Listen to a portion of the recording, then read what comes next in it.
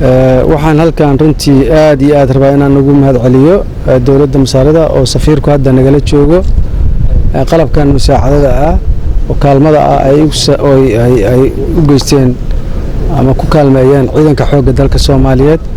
taasoo ay isticmaali doonaan haddii alla idmo ciidamada danab ay isticmaali doonaan haddii alla idmo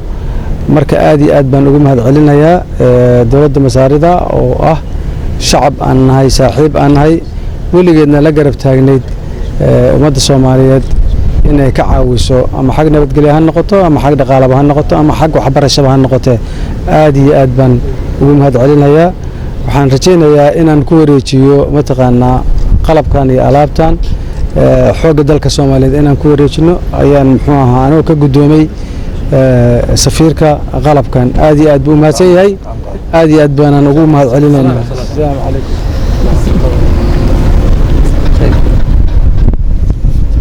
والصلاة والسلام على أشرف المرسلين أما بعد السلام عليكم ورحمة الله وبركاته waxaan aad iyo aad ugu mahadinayaa dowladda Masaarida iyo shacabkeedaba oo mucaawanadan soo gaarsiiyey xoogga dalka Soomaaliyeed ugu talagalay ciidan gaar ah aan mucaawanadii u horeysan ahayn mucaawanooyin kale ay ka horeeyeen kuwa kalena ay ka dambeyn doonaan insha Allah biidnillahi alkariim saan rajaynayno marka aniga magaca xoogga dalka Soomaaliyeed ku hadlaya aad iyo aad bay u mahadsan yihiin